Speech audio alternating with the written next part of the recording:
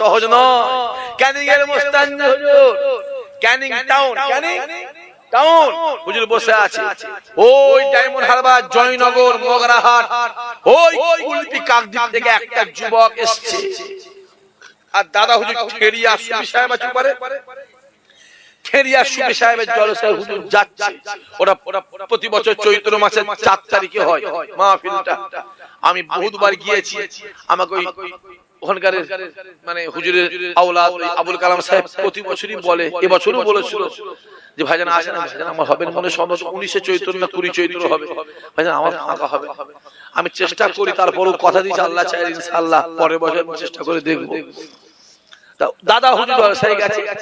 এই যুবক গিয়ে এবার এখন তো ব্রিজ হয়েছে, আগে ব্রিজ ছিল, আগে নৌকা, গিয়ে দেখছে রাত হয়ে গেছে, তো নৌকা চলাচল বন্ধ হয়ে গেছে। কি করি গিয়ে ওই মোস্তানজিকে দেখে গেছে। আসসালামু আলাইকুম। আসসালাম হুজুর, এই দাদা হুজুর যাবেন?